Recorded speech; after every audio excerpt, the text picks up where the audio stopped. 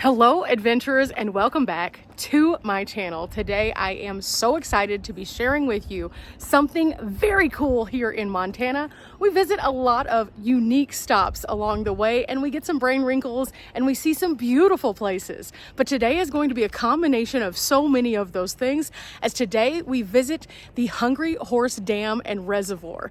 Today is going to be an exciting day, and I pulled up at this very first pull off to show you the dam and its majesty. It is huge, amazing, and serves a pretty big purpose. From this area, you can get a great view of the dam itself, and this gives you your first glance at something that is absolutely incredible. A feat of engineering which made so many things possible for so many people in this region. And down below, you can hear the gentle humming of something. But what is it? Hydroelectric power.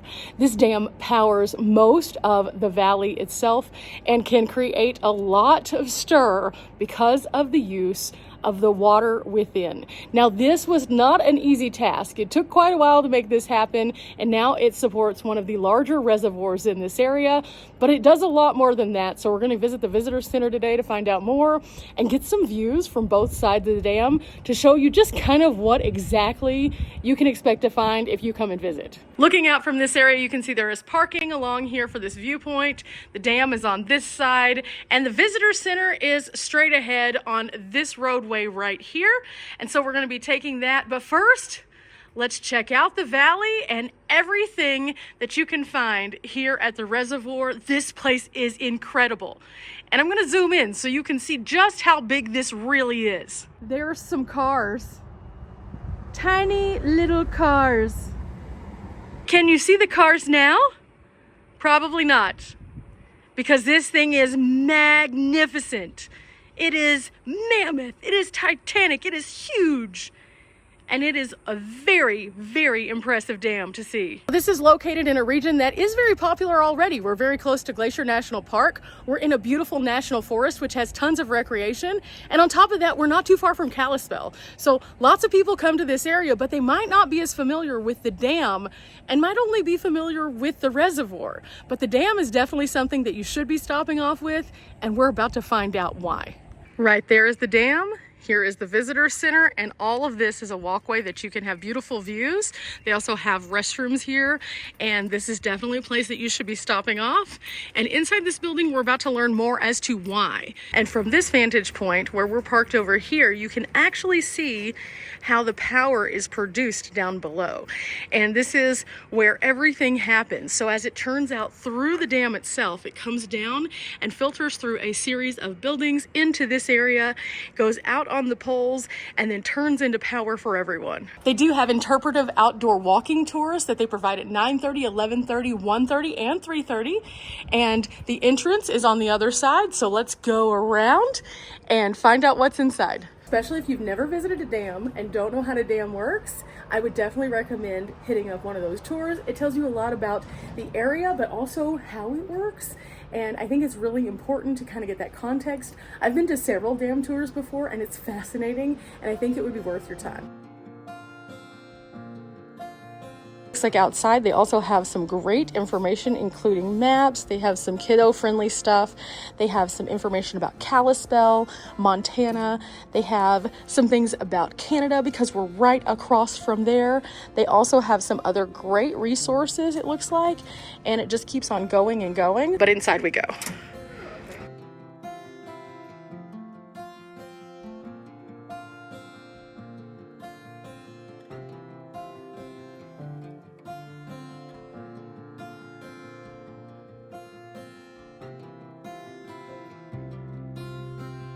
Inside the visitor center, there are a variety of displays, but I wanted to start here. This one actually is a cutaway of the dam, which shows you what it looks like and how it works.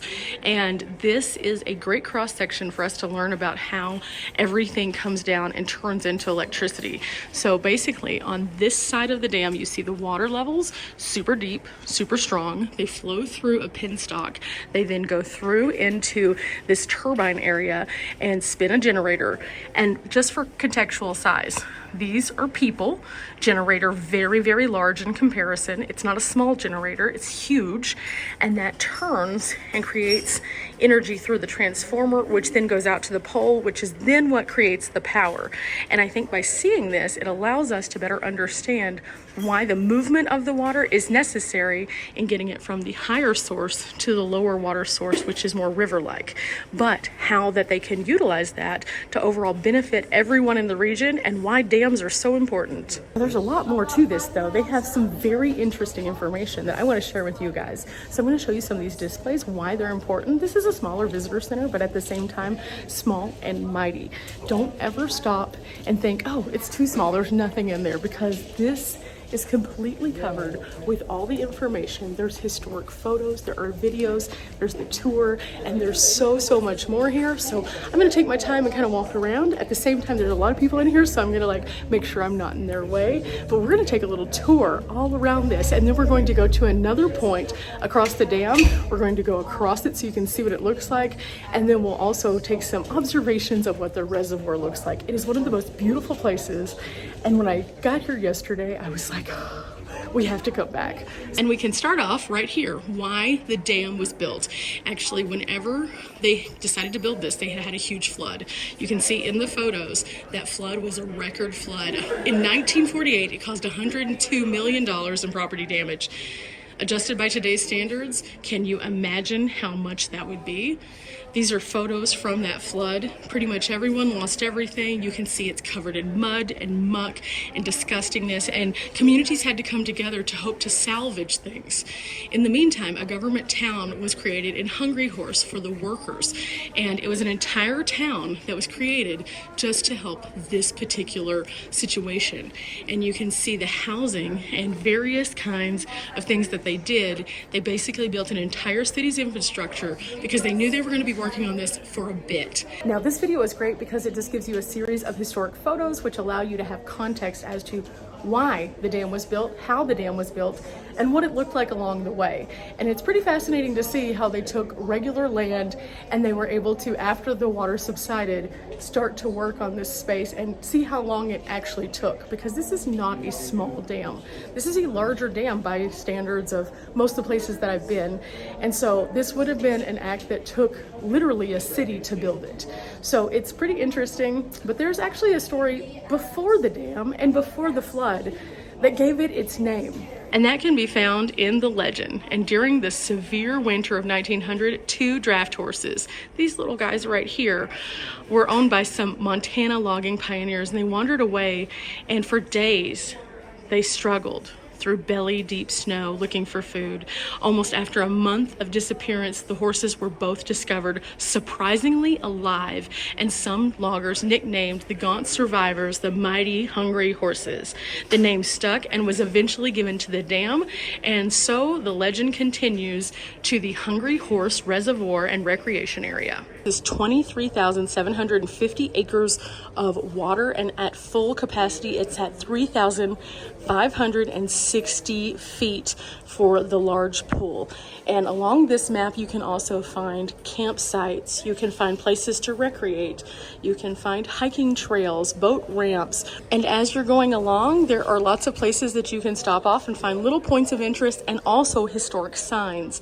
And I think that that is what makes places like this a great resource, because not only can you take a picture of this and keep it with you, but you can also grab a map that already has all this on there and make it a little bit easier, because cell service in this area is questionable sometimes. I came up the mountain, and as I started to come up the mountain, it was only about 4.5–5 miles from the main road. I went from having 5G full service to 2 bars to 1 bar to SOS with AT&T. So grab a map, download an offline map, make your life a little bit easier, and then just go and explore.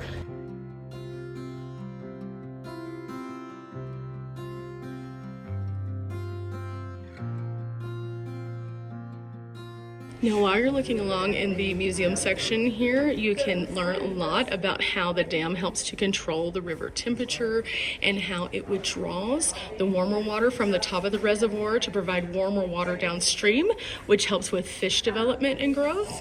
You can also see various points from inside, since you cannot tour the dam, and then also how that they have changed up and retrofitted different items over time to keep this up to date. But then as you continue moving, you can see again historic photos both on the boards and above. And these are just really fascinating looks at history. But this is considered to be one big system. It is a single drop of Hungry Horse project, and water travels over 1,100 miles from Montana all the way to the Pacific Ocean. And along this way, the water produces electricity at not just this dam, but other dams down the way. And sometimes, just sometimes, the snow melt and precipitation from the mountains is more than the reservoir can hold, at which case excessive water spills over the top of what they call glory holes. Now, glory holes look like this, and they're normally not completely covered, but as the water rises, it can turn into what looks like this giant sink, and it allows the dam to basically release water more quickly. And so a lot of times whenever you do see this, it will be during the springtime whenever the snowpack starts to run off. This particular photo was from July 13th, 1954 when that happened. And you can see the water is much higher up on the dam than it typically is. And we'll notice that a little bit more whenever we go out and drive over the dam. Centers like this matter because this historic photo with President Harry S. Truman throwing the switch to the first power production at Hungry Horse in 1952 is something that you can see everyone is very excited about. This helped the community not only with the water mitigation, but also with making power a bit more consumable and easy to produce. And by sharing things like this, we're able to see a glance from the past and how the past affects even the present today. I sit here on the channel to learn from the past to make a better tomorrow, and that includes learning about things like this, where we learn how we produce energy, how we use energy, and how we can save energy.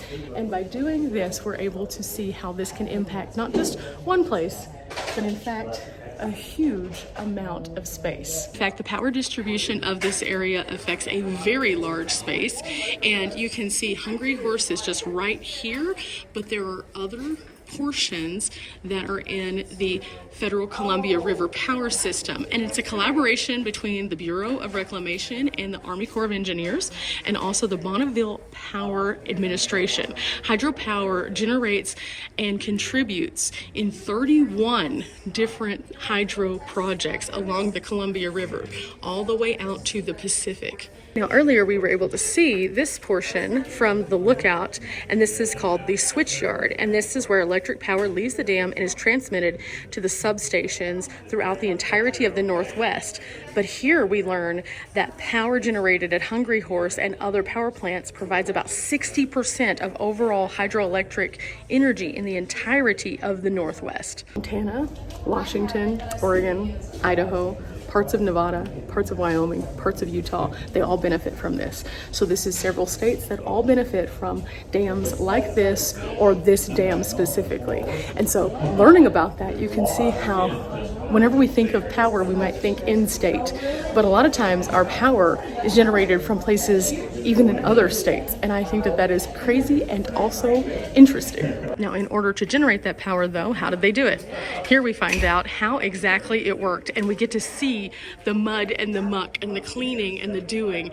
And it shows here that this was in 1950 when they are eliminating rock pellets that were trapped in air bubbles. And then after this, you see after the winter snow thawed, concrete surfaces were washed, and then they resumed the pouring because they couldn't pour during the winter because the concrete wouldn't set up. The progress of the dam was celebrated at various milestones because they would have to stop basically, and it would be like, we did this, okay, we made it to this point, we made it to this point. And so you can see how that they would celebrate each part of this, and then also whenever they got to the construction phase, how large some of these pieces are in comparison to an average man. Together there are 4 hydro power generators that are located in the Hungry Horse space. And again, we see that illustration that we kind of went through a while ago, where you can see how everything goes down the penstock into the turbine, generating power through the generator, and then onto the transformer and out.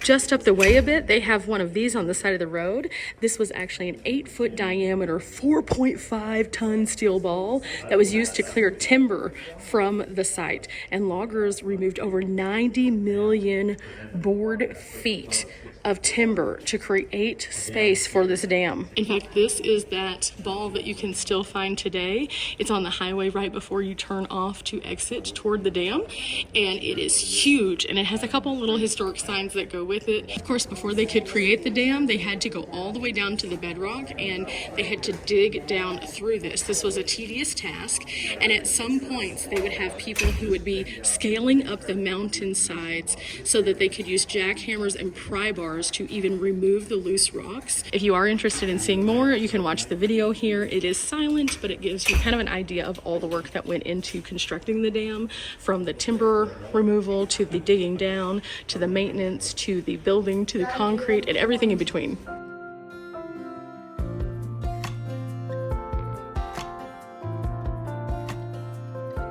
They also have a really nice map here that kind of gives you a 3D interpretation of the lay of the land, where everything is, and you can find all of the campsites marked very clearly on here, like here and here. And if you come around, as you do, there's historic photos at the base, and it tells you where the highways are, which national forest roads are which.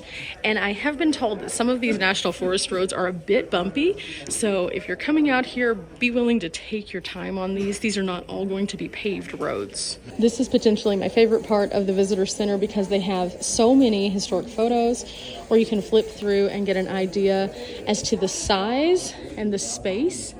If we're looking at this one specifically, look at the men standing next to the context of the space itself. And all of this is inside the dam.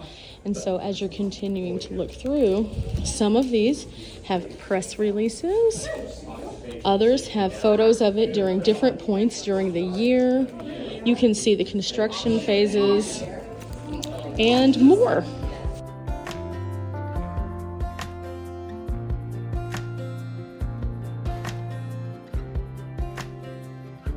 Before we take another couple looks at the dam itself, picture this: 3.1 million cubic yards of concrete were used to create this. It is the 10th highest in the entirety of the United States. And at its highest point, it is 564 feet tall. 564 feet tall. So whenever you're looking at it from a distance, it looks huge. But whenever you're looking at it up close, it also looks huge. But that's because it is, in fact, huge. We are but a speck on a map in comparison to this guy right here. Now, the top of it is much more narrow than the base of it. The base of it is about 330 feet at the thickest point, so to speak. And the top is about 39 feet wide. So 330 at the base, 39 at the top. It is a mammoth structure at 564 feet tall. Now, from end to end, 2,115 feet altogether. And again, I think you can see it's huge. You can see the people versus the cars, and then the perspective I have, the people versus the cars.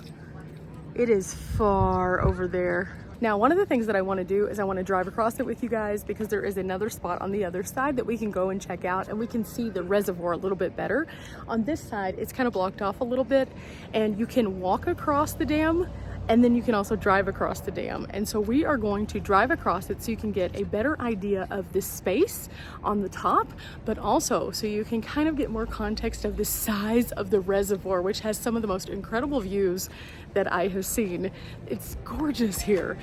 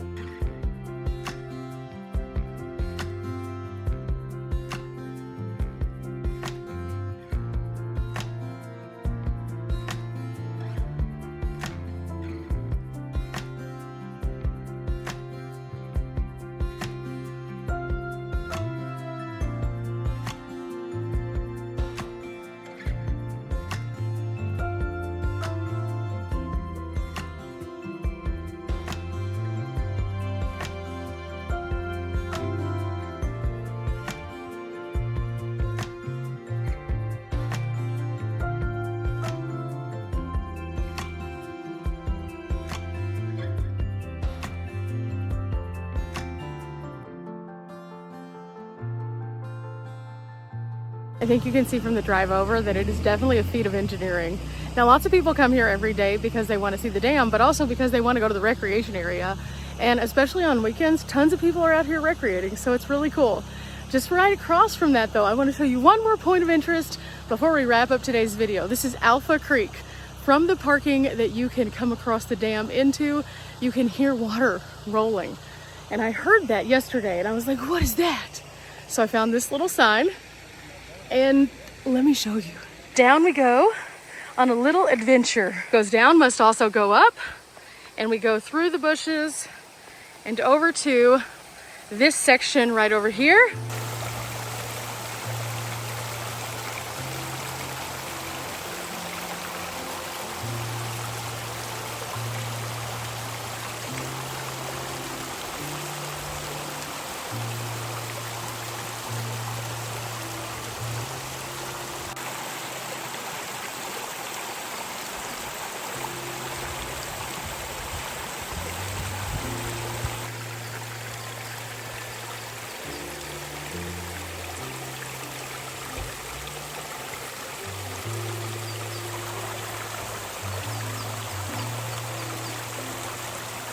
Things like this are why we recreate. Things like this are why we come out.